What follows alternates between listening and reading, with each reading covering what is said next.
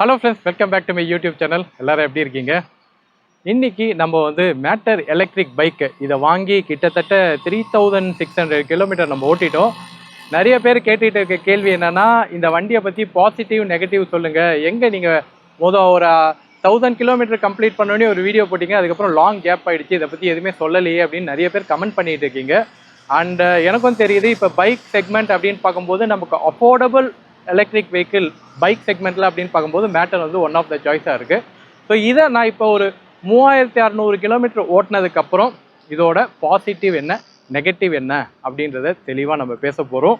And நிறையா இப்போ நான் 1000 கிலோமீட்டர் வீடியோவாக இருக்கட்டும், இதுக்கு முன்னாடி போட்ட வீடியோவில் கூட நான் இந்த வண்டியோட பாசிட்டிவ் நிறையா சொல்லியிருப்பேன். ஆனால் நெகட்டிவ் எனக்கு இதில் பெருசாக படலை. இப்போ வந்து சில விஷயங்கள் வந்து இதில் நெகட்டிவாக எனக்கு பட்டுது. ஸோ அதை நான் உங்களுக்கு தெரியப்படுத்தணும் அப்படின்றது தான் இந்த வீடியோ. ஸோ இதை வந்து கண்டினியூஸாக பாருங்கள். இதில் ஃபஸ்ட்டு பார்ட்டில் நம்ம இதோட நெகட்டிவ் பேசிடுவோம், அதுக்கப்புறம் இதோட பாசிட்டிவ் பேசுவோம். ஸோ ரொம்ப இன்ட்ரெஸ்டிங்காக இருக்க போகுது. ஸோ கீப் வாட்சிங். நம்ம வீடியோ இப்போ நீங்கள் ஃபஸ்ட் டைம் பார்க்கறதா இருந்தால் சப்ஸ்கிரைப் பண்ணிக்கோங்க. அண்ட் நம்மளோட drmarketplace.in போனீங்கன்னா இதோட எல்லா தகவலும் வந்து நான் அதில் பிளாக்ஸை அப்டேட் பண்ணுறேன், போய் பார்த்துக்கோங்க. 15 இயர்ஸ் வாரண்டியை பற்றிலாம் கேட்குறீங்களா, அதெல்லாம் வந்து நான் பிளாகை அப்டேட் பண்ணியிருக்கேன், அதில் போய் செக் பண்ணிக்கோங்க. அண்ட் நம்மளோட டிஆர் சார்ஜிங் ஸ்டேஷனை வந்து எக்ஸ்பேண்ட் பண்ணலாம் அந்த 2026 அப்படின்ற ஒரு முடிவில் இருக்கும். அதுக்கும் நீங்கள் சப்போர்ட் பண்ணுங்கள். அப்படி சப்போர்ட் பண்ணணும்னு முடிவு பண்ணிங்கன்னா நம்ம அங்கே லிங்க் கொடுத்துருக்கோம். ஸோ உங்களோட ஆஃபீஸ் லொக்கேஷனும் ஹோம் லொக்கேஷனும் நீங்கள் சார்ஜிங் லொக்கேஷனாக நீங்கள் கொண்டு வரணும் அப்படின்னு பார்த்தீங்கன்னா அந்த லிங்க்கில் உங்களோட அட்ரஸு அண்ட் கூகுள் லொக்கேஷனை அப்டேட் பண்ணிங்கன்னா நான் வந்து செக் பண்ணிவிட்டு நான் ஆட் பண்ணுவேன். ஸோ இதை வந்து தமிழ்நாடு ஃபுல்லாக நம்ம இம்ப்ளிமெண்ட் பண்ணலாம் அப்படின்ற பிளானில் இருக்கேன். ஸோ சப்போர்ட் பண்ணுங்கள். அண்ட் உங்களோட வண்டி எலக்ட்ரிக் வெஹிக்கிள் வச்சுருக்கீங்க, ஓனர்ஷிப் நீங்கள் தரணும்னு ஆசைப்பட்டீங்கன்னா அதுலேயே லிங்க் இருக்குது, அதில் போய் நீங்கள் அப்ளை பண்ணுங்கள். நான் உன்னை காண்டாக்ட் பண்ணுறேன். சென்னையில் இருக்கீங்கன்னா நம்ம காண்டாக்ட் பண்ணி நம்ம ஒரு விசிட் பண்ணி நம்ம பண்ணலாம். இன்றைக்கி நம்ம மேட்டர் எலக்ட்ரிக் பைக்கை பற்றின விஷயங்களுக்கு வருவோம். மேட்டர் ஏரா 5000+ நெகட்டிவ் பாயிண்ட்ஸாக ஃபஸ்ட்டு நம்ம பேசிடுவோம். ஸோ இதோட பில்டு குவாலிட்டியில் தான் ஃபஸ்ட்டு நெகட்டிவ் இருக்குது. அது என்ன அப்படின்றத நான் உங்களுக்கு காமிச்சிடுறேன். இப்போ பார்க்க நல்லா இருக்கும். உங்களுக்கு லாங்கில் பார்த்தீங்கன்னா வண்டி வந்து பில்டு குவாலிட்டி நல்லா இருக்குது. வண்டி வந்து ஆப்வியஸ்லி குவாலிட்டி நல்லா தான் இருக்குது. ஆனால் ஃபிட் அண்ட் ஃபினிஷில் தான் இவங்க கோட்டையை விட்டா மாதிரி எனக்கு தோணுது. அது பெரிய ப்ராப்ளம் இல்லை, பட் லுக்கை கொஞ்சம் கெடுக்குதுன்னே அப்படின்னு சொல்லலாம். ஸோ இங்கே நீங்கள் பார்க்குறீங்களா இந்த ஃபிட் அண்ட் ஃபினிஷு. ஸோ இங்கே ஒரு இடத்துல மட்டும் இவங்க வந்து அந்த அலைன்மெண்ட் பண்ணுறதுல ஏதோ மிஸ் அவுட் பண்ண மாதிரி தோணுது. ஸோ இதை கொஞ்சம் சரி பண்ணியிருந்தால் இந்த வண்டி வந்து இன்னும் குவாலிட்டியாகவே இருந்திருக்கும். குவாலிட்டி இருக்குது, பட் அதை கொஞ்சம் அந்த அலைன்மெண்ட்டை கொஞ்சம் பார்த்துருக்கலாம். அந்த சுவிட்சஸில் கூட ஹார்ன் சுவிட்ச் வந்து ஒரே இடத்துல தான் கொடுத்துருக்காங்க. இந்த ஒரு இடத்துல மட்டும் தான் சுவிட்ச் கொடுத்துருக்காங்க. பேக்கப்பாக இங்கே ஒரு சுவிட்ச் கொடுத்துருந்தா நல்லா இருந்திருக்கும். இங்கே எம்டியாக இருக்குது, கொடுத்துருந்தா நல்லா இருந்திருக்கும் அப்படின்றது என்னோடய எதிர்பார்ப்பு. அண்டு மிச்சபடி இந்த சுவிட்சோட குவாலிட்டி, அந்த ஹெட்லைட் சுவிட்சு, இந்த சுவிட்சஸோட குவாலிட்டி கொஞ்சம் இம்ப்ரூவ் பண்ணியிருந்தால் இன்னும் கொஞ்சம் ப்ரீமியம் ஃபீல் கிடச்சிருக்கும் அப்படின்றது தான் என்னோடய எதிர்பார்ப்பு. ஸோ அடுத்த அப்டேட்டில் இவங்க இதை பண்ணுறாங்களா அப்படின்றத பார்க்கலாம். அந்த குறிப்பாக இந்த பேனல் கேப்பை கண்டிப்பாக அவங்க சரி பண்ணியே ஆகணும். அதுதான் இதோட ஃபஸ்ட்டு நெகட்டிவ் அப்படின்னு நான் சொல்லுவேன். செகண்ட் நெகட்டிவ், இதோட டிஸ்பிளே வச்சுருக்கிற இந்த இடம். டிஸ்பிளே வச்சுருக்கிற இடத்த பற்றி தப்பு இல்லை, பட் இங்கே வந்து ஒரு வைசர் மாதிரி ஒரு கொடுத்துருந்தா நல்லா இருந்திருக்கும். அட்லீஸ்ட் ஷேடை தடுத்திருக்கும். இதை வந்து மேட் ஃபினிஷில் இந்த பைக்கை கொடுத்துருந்தாலும் இந்த வண்டியோட டிஸ்பிளே வந்து கொஞ்சம் பிளாங்காக அவுட்டில் இருக்கிறதுனால வண்டி அடிப்பட்டால் இந்த டிஸ்பிளேயில் ஏதாச்சும் அடிப்படுறதுக்கு வாய்ப்பு இருக்கும் அப்படின்னு நிறைய பேர் சந்தேகப்படுறாங்க. ஸோ அடிப்படாது அப்படின்னு தான் நினைக்கிறேன். பட் அட்லீஸ்ட் ஒரு வைசர் மாதிரி கொடுத்துருந்தா, இங்கே வைசர் மாதிரி கொடுத்துருந்தா டைரக்ட் சன்லைட் இதில் விழுவாது. ஸோ நமக்கு வந்து இன்னும் கொஞ்சம் பிரைட்டாக தெரியும், இந்த ஸ்க்ரீன் வந்து இன்னும் பிரைட்டாக தெரியும். ஸோ அதில் இவங்க மிஸ் பண்ணிட்டாங்களோ அப்படின்றது தான் இவங்களோட செகண்ட் நெகட்டிவ் அப்படின்னே சொல்லலாம். நம்ம சீட்டிங் பொசிஷனிங் நல்லா இருக்குங்க.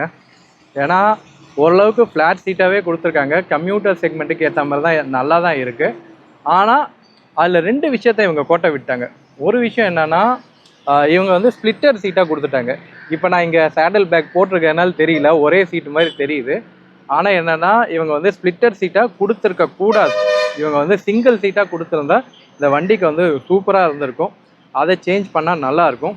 அண்டு இந்த வண்டியில் இருக்கிற அந்த ஃபோம் குவாலிட்டி, ஓகே, அது வந்து கொஞ்சம் ஹார்டாக இருக்குது. ஷார்ட் கம்யூட்டுக்கு ஒன்றும் ப்ராப்ளம் இல்லைங்க.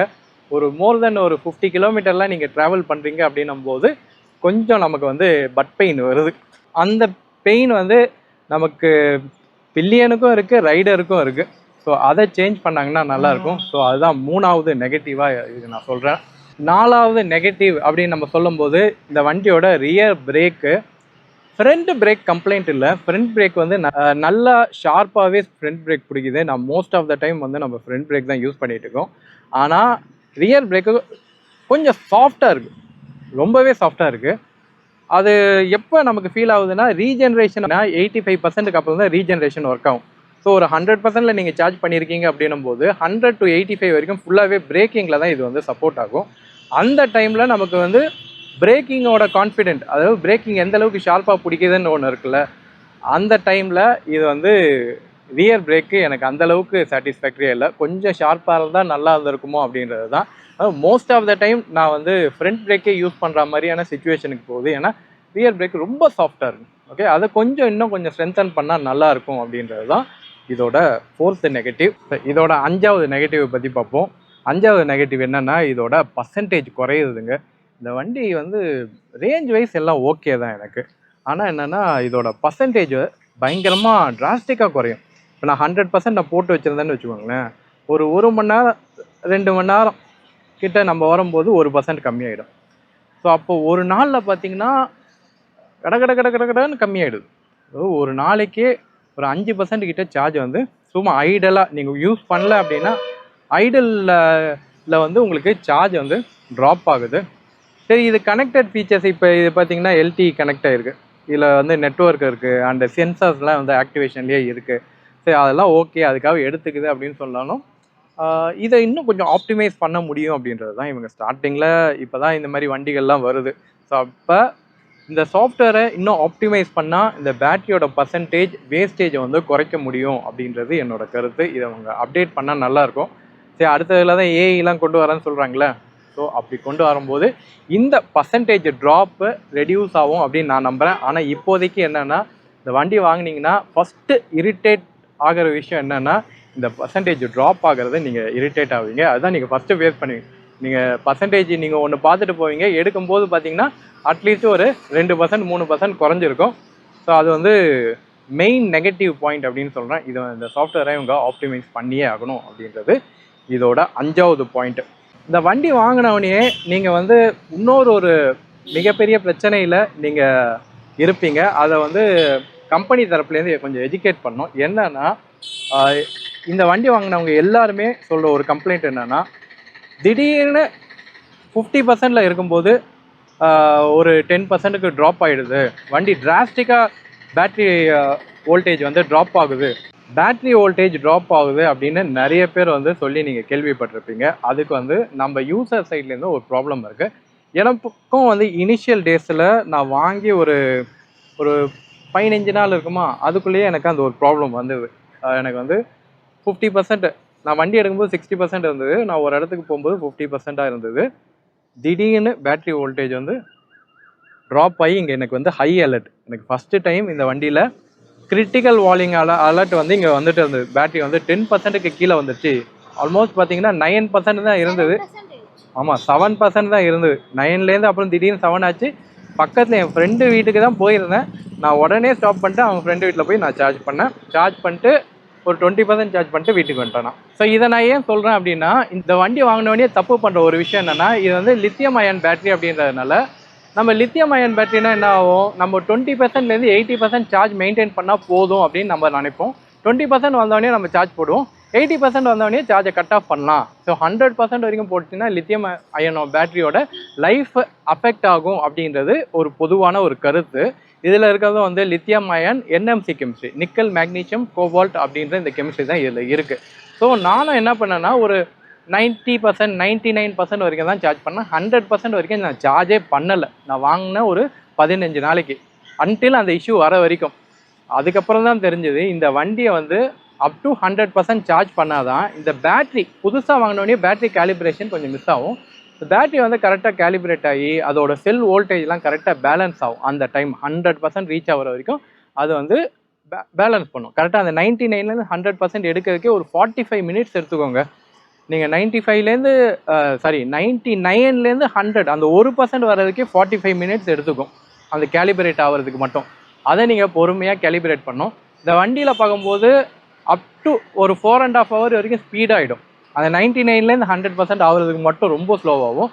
இதில் காமிக்கும் போது 10 மினிட்ஸில் உங்களுக்கு சார்ஜ் ஆகும் காமிக்கும். ஆனால் 45 மினிட்ஸ் 50 மினிட்ஸ் சாலிடாக எடுக்கும். நீங்கள் அப்போ தான் ஃபஸ்ட்டு டைம் பண்ணுறீங்க அப்படின்னா 1 ஹவர் வரைக்கும் கூட எடுக்கும். ஸோ அதை நீங்கள் கரெக்டாக பண்ணிங்க அப்படின்னா இந்த இஷ்யூஸ் இதில் வரதுக்கு வாய்ப்பே கிடையாது. நீங்கள் வந்து 100% சார்ஜ் பண்ணிட்டு அப் டு 0% வரைக்கும் ஓட்ட முடியும். ஓட்டக்கூடாது, பட் 0% வரைக்கும் பிரச்சனை இல்லாமல் ஓட்ட முடியும். ஆனால் இந்த கேலிபரேஷன் நீங்கள் பண்ணலை, நீங்கள் வந்து 99%ல் எதுக்கடா இவ்வளோ டைம் ஸ்பெண்ட் பண்ணோம் அப்படின்னு நீங்கள் எடுத்துட்டிங்கன்னா உங்களுக்கு என்றைக்கா ஒரு நாள் இந்த பேட்ரி வோல்டேஜ் ப்ராப்ளம் உங்களுக்கு வரும். ஸோ அதை மேனுஃபேக்சரர் இப்போ சர்வீஸ் சைடில் போகிறாங்கன்னா அதை கரெக்டாக எக்ஸ்பிளைன் பண்ணிட்டாங்கன்னா அந்த இஷ்யூவை வந்து நம்ம தவிர்த்திடலாம். இது வந்து ஒவ்வொரு ஸ்கூட்டருக்கும் மாறும், ஒவ்வொரு வண்டிக்கும் மாறும். கண்டிப்பாக பேட்ரி பேலன்ஸ் அப்படின்றது நம்ம எல்லா வண்டியிலையும் பண்ணோம். ஸோ நான் இதில் வந்து 99லேருந்து 100%ல் இது வந்து பேட்ரி வந்து பேலன்ஸ் ஆகுது. ஸோ இதுதான் இது ஒரு நெகட்டிவ் அப்படின்னு சொல்லலாம். அது வந்து நம்ம தகவலாகவும் நம்ம தெரிஞ்சுக்கிறோம். ஓகே, ஸோ இதெல்லாம் தான் நெகட்டிவ்ங்க. ஸோ நெகட்டிவை பொறுத்த வரைக்கும் நம்ம பரவலாக பேசியாச்சா. நோ மேஜர் ப்ராப்ளம் அப்படின்னு நான் எதுவும் சந்திக்கலை. வண்டி வந்து எங்கேயாச்சும் ஸ்டக் ஆகிடுச்சா, வண்டி வந்து எங்கேயாச்சும் வந்து ஹீட்டிங்கால இஷ்யூவா அப்படின்ற மாதிரிலாம் எதுவுமே இந்த வண்டியில் ஏற்பட்டது இல்லை. ஸோ நம்ம வந்து இந்த வண்டியோட பாசிட்டிவ் பாயிண்ட் என்ன அப்படின்றத நம்ம கடன்னு பேசிடுவோமா. ஏன்னா பாசிட்டிவ் பாயிண்ட் அப்படின்றது நிறைய விஷயங்கள் நான் சொல்லியிருக்கேன். ஸோ இந்த வண்டியோட முக்கியமான பாசிட்டிவ் பாயிண்ட்டே வந்து ஹாட் ஜோனில் இருக்கும். நம்ம ஹியூமிடிட்டி வந்து ஜாஸ்தி, நம்மளோட டெம்பரேச்சர் வந்து அதிகம். இப்போலாம் பார்த்தீங்கன்னா பயங்கர ஹீட்டிங்காக இருக்கும். ஸோ அந்த விஷயத்தை தடுக்கிறதுக்காக இந்த வண்டியில் வந்து ஹீட்டிங்கை குறைக்கிறதுக்காக எங்கள் ரேடியேட்டர் கொடுத்துருக்காங்க, கூலண்ட் கொடுத்துருக்காங்க. ஃபார் மோட்டார் அண்ட் பேட்ரி ரெண்டுத்துக்குமே வந்து நமக்கு லிக்யூட் கூலிங் சிஸ்டம் கொடுத்துருக்காங்க. இந்த லிக்யூட் கூலிங் சிஸ்டமை வண்டி ரன்னிங்கில் மட்டும்தான் யூஸ் ஆகுமா அப்படின்னு கிடையாதுங்க. நீங்கள் ஈவன் சார்ஜிங் போடும்போது நம்ம பேட்ரி ஹீட் ஆகும் கரெக்டாக. ஸோ பேட்ரி சார்ஜிங் போடும்போது கூட இந்த வண்டியில் வந்து இந்த லிக்யூட் கூலிங் சிஸ்டம் ஆக்டிவாக ஒர்க் ஆகுது. ஸோ அப்போ நம்ம 100% சார்ஜ் ஆகும்போது பேட்ரி ஹீட் ஆகிடுமா அப்படின்லாம் நீங்கள் எதிர்பார்க்க வேணாம். சொன்னது அதே நான் சர்வீஸ் சென்டரில் ஃபஸ்ட்டு கேட்கும்போது நீங்கள் எதுக்கு கவலைப்படுறீங்க, இதில் தான் லிக்யூட் கூலிங் இருக்குது.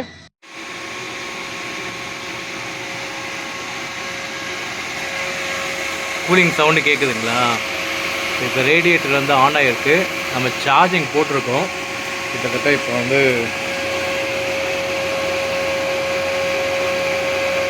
53% இருக்குது. நான் இப்போ 20%ல் சார்ஜ் போட்டேன். இப்போ சரியான வெயில் அடிக்கிறதுனால நமக்கு இங்கே வந்து ரேடியேட்டரில் ஃபேன் சுற்றிட்டு இருக்குது. அதுதான் பயங்கர ஹை ஸ்பீடில் ஃபேன் சுற்றிட்டு இருக்குது. கூலண்ட் ஆக்டிவேட்டரில் இருக்குது. ஸோ அதனால தான் இந்த சவுண்டு. ஸோ இந்த பேட்ரி கூலிங் சிஸ்டம் வந்து ஈவன் நம்ம சார்ஜ் பண்ணும்போது கூட இந்த கூலிங் சிஸ்டம் வந்து ஆக்டிவேட்டில் இருக்காது. இந்தியாவிலேயே ஃபஸ்ட்டு பைக் அப்படின்னு நம்ம சொன்னால், நம்ம ஆக்டிவ் கூலிங்கோடு இருக்கிற பைக் அப்படின்னு சொன்னால் இந்த ஒரு பைக் மட்டும்தான். அதுவும் நம்மளோட கிளைமேட்டுக்கு ஏற்ற மாதிரி டிசைன் பண்ணியிருக்காங்க அப்படின்னே சொல்லலாம். So one of the best feature அப்படின்னு சொல்லுவேன் இந்த வண்டியில். அண்டு இந்த வண்டியோட ரேஞ்சை பற்றி ஒரு முக்கியமான தகவல் இருக்குது. இந்த வண்டியை பொறுத்த வரைக்கும் நமக்கு ஸ்போர்ட்ஸ் மோட்லேயே அதிகமான ரேஞ்ச் எடுக்க முடியும் அப்படின்றத இந்த ஓட்டினதுக்கப்புறம் தான் எனக்கு தெரிஞ்சது. அட்லீஸ்ட் இந்த 3600 கிலோமீட்டர் ஓட்டினதுக்கப்புறம் தான் இந்த வண்டியில் வந்து ஸ்போர்ட்ஸ் மோடுக்கே நல்ல ஒரு கேப்பபிலிட்டி இருக்குது. நீங்கள் வந்து இந்த வண்டியை வந்து ஸ்போர்ட்ஸ் மோடில் நல்ல ஸ்பீடாகவும் ஓட்டி ரேஞ்சை குறைக்கலாம். இல்லைனா இந்த வண்டி எஃபிஷியண்ட்டாக நம்ம வந்து ஸ்போர்ட்ஸ் மோட்லேயே ஓட்ட முடியும். ஸோ அந்த டார்க் ரேஷியோ வந்து இவங்க கியரிங் மூலயமா அட்ஜஸ்ட் பண்ணியிருக்காங்க. ஸோ கியரிங் இருக்கிறதுனால மட்டும்தான் இது இந்த பாசிபிலிட்டியே இருக்குது. ஸோ கியரிங் வந்து நம்ம ஒரு 4th கியர் போகும்போது உங்களுக்கு கொஞ்சம் டார்க்கை வந்து லெஸ் பண்ணி உங்களுக்கு பவரை கூட்டி அந்த ஒரு விஷயங்கள் போயிட்டுருக்கு. ஸோ கியரிங் கம்மி பண்ணும்போது உங்களுக்கு லோவர் கியர்ஸில் அதிகமான டார்க் கொடுத்து ரீஜென்ரேஷனும் கொடுத்து எஃபிஷியன்சியை ஜாஸ்தி பண்ண முடியுது. இது வேறு எந்த பைக்லேயும் இல்லை எந்த எலக்ட்ரிக் வெஹிக்கிள்லேயும் வந்து பண்ணியிருக்கவே முடியாது. இவங்க தான் ஃபஸ்ட்டு டைம் ட்ரை பண்ணியிருக்காங்க. அது வந்து 100% சக்ஸஸ்ஃபுல்லாக ஒர்க் ஆகிருக்கு. ஸோ நிறைய பேர் கேட்பீங்க, எலக்ட்ரிக் வெஹிக்கிள் அப்படின்னும் போது கியரிங்லாம் எதுக்கு, நான் ஒரு ஆட்டோமேட்டிக் வெஹிக்கிள் மாதிரி நான் ஓட்டிகிட்டு போயிடுவேனே அப்படின்னு நீங்கள் நினைக்கலாம். ஆனால் கியரிங் இருக்கிறதுனால மட்டும்தான் நம்ம வந்து டார்க்கை கண்ட்ரோலில் எடுக்க முடியுது. டார்க்கை கண்ட்ரோலில் எடுக்கிறதுனால தான் நமக்கு வந்து எஃபிஷியன்சி ஜாஸ்தி ஆகுது, ஈவன் இன் ஸ்போர்ட்ஸ் மோட். இது நீங்கள் எந்த வண்டியை நீங்கள் ட்ரை பண்ணி பாருங்கள். ஸ்போர்ட்ஸ் மோடில் போகும்போது அந்த எலக்ட்ரிக் டார்க், அதாவது நீங்கள் கொடுக்குற டார்க்கை வந்து எலக்ட்ரிக் எனர்ஜியாக தான் நீங்கள் வந்து எடுத்துக்க முடியும். ஆனால் இதில் வந்து மெக்கானிக்கல் எனர்ஜியாகவே அந்த டார்க் நமக்கு கிடைக்கிறதுனால நமக்கு எஃபிஷியன்சி ஜாஸ்தி ஆகுது. இந்த வண்டி வாங்கினவங்களுக்கு மட்டும்தான் தெரியும் இதோட ஸ்போர்ட்ஸ் மோடே நம்ம வந்து வச்சு நீங்கள் நாள் ஃபுல்லாக ஓட்டலாம். ஸ்போர்ட்ஸ் மோட்லாம் சில வண்டியில் போகிறதுக்கு பயப்படுவாங்க, ஏன்னா ரேஞ்சு கொடுக்காது அப்படின்றது. ஆனால் இதில் வந்து நான் sports mode, ride mode, most of the time நான் வந்து ஸ்போர்ட்ஸ் மோடு தான் ஓட்டுறது. ரைட் மோடு ஒரு சந்துங்களில் போகும்போது ஓட்டுறது. ஸோ ஸ்போர்ட்ஸ் மோடு நான் கண்டினியூஸாக யூஸ் பண்ணுறேன் இந்த வண்டியில். அண்டு இந்த வண்டியில் டார்க் வந்து இது கரெக்டாக பேலன்ஸ் பண்ணுறதுனால எனக்கு வந்து ரேஞ்ச் அற்புதமாக கிடைக்குது. சரி, அடுத்து இந்த வண்டியோட வெயிட்டை பொறுத்த வரைக்கும் 168 கேஜி இருக்குது. இதை நம்ம நெகட்டிவாகவும் சொல்லலாம். ஆனால் இந்த செக்மெண்ட்டில் நீங்கள் மற்ற வண்டி இப்போ அல்ட்ரா வயலட்டாக இருக்கட்டும், இல்லை ராப்டியாக இருக்கட்டும், இது எல்லாமே வந்து மோர் தென் ஹெவி. அண்ட் இந்த வண்டியில் பேட்ரி வந்து கரெக்டாக இந்த இடத்துல பேலன்ஸ் பண்ணியிருக்கேன். இங்கே பார்த்தீங்கன்னா உங்களுக்கு ரெக்டாங்கிளாக இருக்கும் பேட்டரியில். மிச்சதெல்லாம் பார்த்தீங்கன்னா இங்கே டப்பா மாதிரி இருக்கும், பார்த்துருப்பீங்க. இங்கே வந்து இருக்கும், இங்கே ஹெவியாக இருக்கும். அண்டு மிச்ச இடத்துலலாம் இங்கே கண்ட்ரோலர் யூனிட் இருக்கும். இவங்க வந்து பேலன்ஸ்டாக இருக்கிறதுனால இந்த வண்டி வந்து மேனுவர் பண்ணுறதுக்கு ஈஸியாக இருக்கும். அண்டு வெயிட்டு மற்ற வண்டியோட இது கம்மியாக இருக்கிறதுனால உங்களுக்கு சிட்டிக்குள்ளே யூஸ் பண்ணுறதுக்கு one of the best bike அப்படின்னு சொல்லலாம். நான் ஃபஸ்ட்டு எடுக்கும்போது எனக்கு இந்த வெயிட்டை கொஞ்சம் மேனேஜ் பண்ணுறது கஷ்டமாக இருக்குமோ அப்படின்னு நான் நினச்சேன். இப்போ எனக்கு வந்து ஈஸியாகவே இருக்குது. நான் ஈவன் ஸ்கூட்டர் டர்ன் பண்ணுற மாதிரி நான் டர்ன் பண்ணி போயிட்டுருக்கேன். எனக்கு ரொம்ப ஈஸியாக இருக்குது இந்த வண்டி ஓட்டுறதுக்கு அப்படின்னே சொல்லலாம். கொஞ்சம் பழகணும். ஏன்னா ஸ்டார்டிங்கில் இந்த ஹைட்டெல்லாம் கொஞ்சம் உங்களுக்கு கொஞ்சம் குள்ளமாக இருக்கீங்க அப்படின்னா உங்களுக்கு ஹைட் அட்ஜஸ்ட் பண்ணுறதுக்கு கொஞ்சம் கஷ்டமாக இருக்கும். ஒரு 5.5க்கு மேலே இருக்கீங்க அப்படின்னா ஈஸியாக நீங்கள் இந்த வண்டியை வந்து ஹேண்டில் பண்ணலாம். அண்ட் இந்த வண்டியோட ஹெட்லைட் வந்து உங்களுக்கு நல்ல த்ரோ இருக்குது. ஸோ அதுவும் வந்து one of the biggest positive அப்படின்னே சொல்லுவேன். ஸோ பாசிட்டிவை பொறுத்த வரைக்கும் இந்த வண்டி வந்து அட்டகாசமாக பெர்ஃபார்ம் பண்ணுது, அட்டகாசமாக ரேஞ்ச் கொடுக்குது, எல்லாமே சூப்பராக இருக்குது. சில நெகட்டிவ் இருக்குது, அதை மட்டும் இவங்க வந்து சேஞ்ச் பண்ணிட்டாங்க அப்படின்னா இந்த வண்டி தாங்க சூப்பர் வெஹிக்கிள் அப்படின்னே சொல்லுவேன். பட்ஜெட் கேட்டகரியில் அப்படின்னு பார்க்கும்போது ப்ரைஸ் வைஸை இதை நெகட்டிவாக சொல்லுவாங்க. என்ன பஸ் 2 லட்சம் வரைக்கும். நான் ஆஃபரில் பார்க்கும்போது இது கிட்டத்தட்ட ஏத்தர் ரிஸ்டாவோட ப்ரைஸ் தான் வந்தது. ஏத்தர் ரிஸ்டாவே 2 லட்சம் போயிடுச்சு. 5 கிலோவாட்டுக்கு நமக்கு பைக் கிடைக்குதுங்க. வித் அட்லீஸ்ட் ரேஞ்ச் வந்து ஒரு 140 150 வரைக்கும் ரேஞ்ச் அசால்ட்டாக எடுக்க முடியுது சிட்டிக்குள்ளே.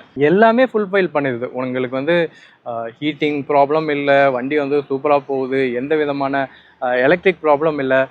புது வண்டி சாஃப்ட்வேர் பக்ஸ் வந்து எரிச்சல் படுத்துமா அப்படின்ற ஒரு கேள்வி கூட இருக்கும். ஆனால் இதில் அது கூட இல்லை. நீங்கள் மற்ற அந்த அல்ட்ரா வயலட்லாம் பார்க்கும்போது நிறைய பக்ஸ் இருக்குது அப்படின்றாங்க. இதில் வந்து 3600 கிலோமீட்டரில் ஒரு பக்ஸுமே இல்லை, ஒரு சாஃப்ட்வேர் கிளிச்சுமே இல்லை. அது வந்து ஒரு மிகப்பெரிய ஒரு தம்ஸ் அப் அப்படின்னே சொல்லுவேன். அது கொஞ்சம் நல்லா பண்ணியிருக்காங்க. ஸோ இதோட பாசிட்டிவ் நெகட்டிவ் எல்லாமே இப்போ நீங்கள் புரிஞ்சுக்கிட்டு வந்திருப்பீங்க. நான் 3600 கிலோமீட்டர் ஓட்டினதுக்கப்புறம் ஒரு டீட்டெயில்டான வீடியோ நான் போடுறாங்க. குறிப்பாக இந்த ரேஞ்ச் எஃபிஷியன்சி இந்த வண்டியில் எப்படி எடுக்கலாம், கியரிங் எப்படி பண்ணால் நமக்கு வந்து அதிகமான ரேஞ்ச் கிடைக்கும் அப்படின்றதெல்லாம் வந்து நான் இதில் கண்டுபிடிச்சி வச்சுருக்கேன். ஸோ அதெல்லாம் ரொம்ப இன்ட்ரெஸ்டிங்காக இருக்குது. ரொம்ப ஒரு இன்ட்ரெஸ்டிங்கான தகவலாக இருக்குது. அது இந்த வண்டியில் மட்டும் தான் அது சாத்தியம் அப்படின்னு சொல்லுவேன். நான் ஸ்போர்ட்ஸ் மோடில் வந்து அதிக எஃபிஷியன்சி கொடுக்குது அப்படின்லாம் நான் வாய் வார்த்தையாக சொல்ல, நிஜமாகவே அதில் அதுக்கான பொட்டென்ஷியல் இருக்குது. அதுக்கெல்லாம் வந்து நான் தனி வீடியோவை பண்ணி நான் உங்களுக்கு சொல்கிறேன். அது எவ்வளோ எஃபிஷியன்சி இருக்குது, எஃபிஷியன்சி இதில் எப்படி பார்க்குறது அப்படின்றதெல்லாம் வந்து நான் தனி வீடியோவை நான் சொல்கிறேன். ஸோ அப்போ தான் உங்களுக்கு புரியும்.